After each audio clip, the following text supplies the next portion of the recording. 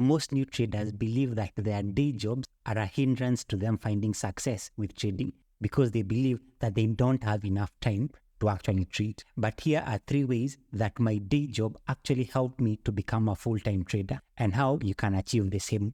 One of the big problems that I had when I was starting in trading was that I kept interfering with my trades. So I would look at how the market was doing, for example, on my phone, and quickly close out my trades because I was feeling the market is going against me. Or if it was going without me, it was going up, I would quickly buy into the market. And this constant trading led me to actually blow up my initial account. But how my job actually helped me during that particular time, which when I was starting out, I was actually a customer service assistant at a bank. How my job actually helped me was I deleted my mobile trading apps from my broker and I got busy with what I was doing at work. My focus all through the day, like from the moment I was at work 8 to around 5, all I was focused on was my job. And being able to focus on my job and serving customers, dealing with normal work issues at work, helped me to take my mind away from trading. And this particular focus helped me to not actually interfere with my trades. And the less I interfered with my trades, the more profitable I became because I would let my trades actually hit my profit targets or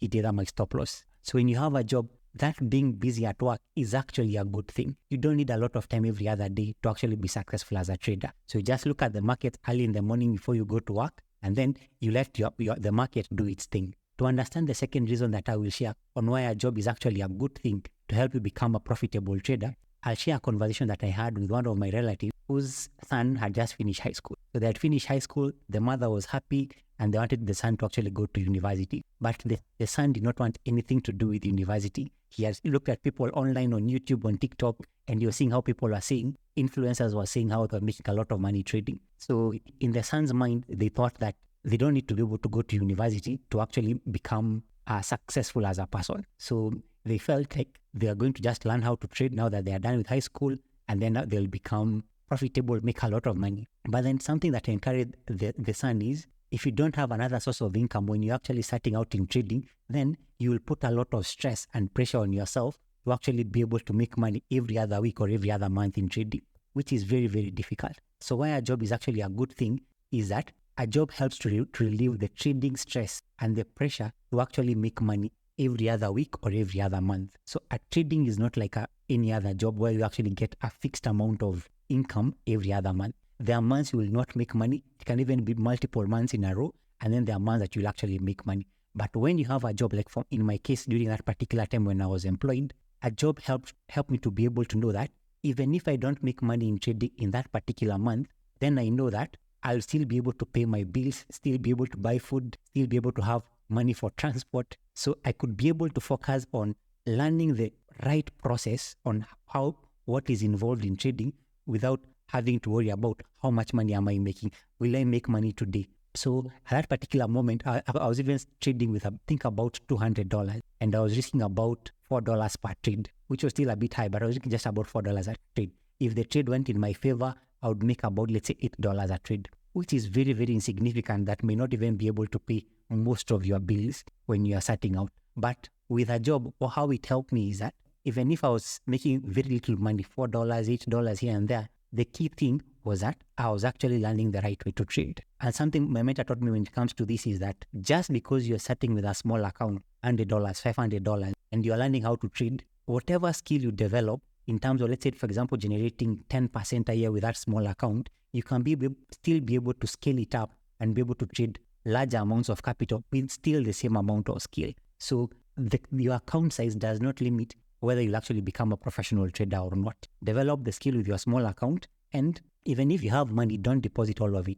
Focus on having doing your best at your job, and then using that particular benefit that you have of having a job to actually become a trader. But before we look at the third way in which a job actually helps you to become a profitable trader, I'd like to share with you a free training that I created on the 7 steps to financial freedom through trading. It's an amazing training that will give you a solid step-by-step plan on how you can actually start trading for a living. If you'd like to get access to that particular free training, check out the pinned comment of this particular video or the link in the description of this video.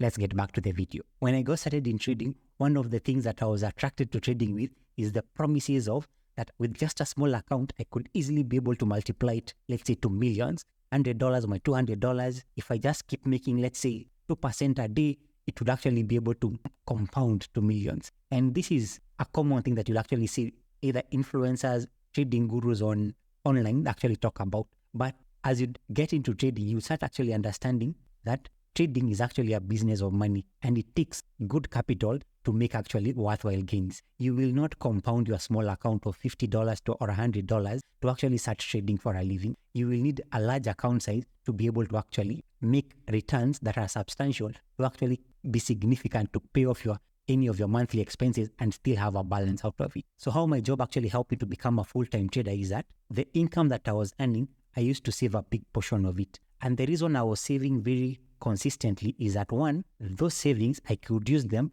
to increase my trading capital so that the gains that I was actually making were actually substantial enough in my life so that even if I went full-time, the income that I would be earning from my own trading would be significant enough, not like just returns from, let's say, $100 account or $1,000 account.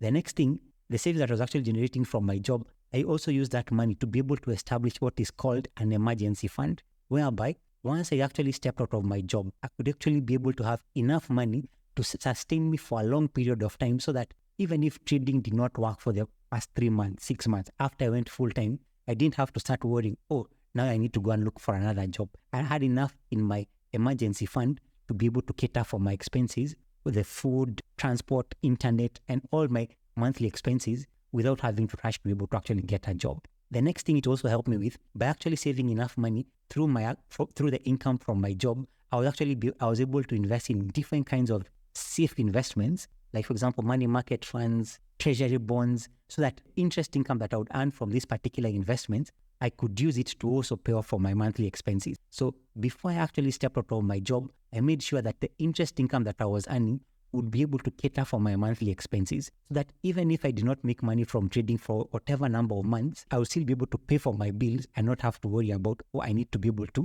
go and look for a job because I can't pay my bills. This is one of the reasons that I usually tell people, if they don't have any other source of income, do not start with trading.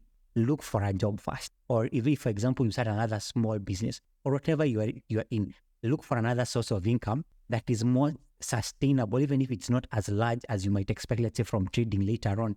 Or that job or side business will actually help to give you enough income to save for a good trading capital and to be able to put investments in these low return investments like bonds and money market funds, so that interest income, once it covers your monthly expenses, you can easily be able to transition to become a full-time trader and actually put all your focus and your mind into trading. Remember, trading is not an ATM machine whereby you will consistently make income. You cannot be able to make income every other day in trading. So you need to be able to have another alternative source of income at the very beginning before you actually have a larger trading capital and before you become a good trader. For more inspiring stories from my trading journey, then check out the playlist on your screen and learn from my mistakes and become a profitable trader.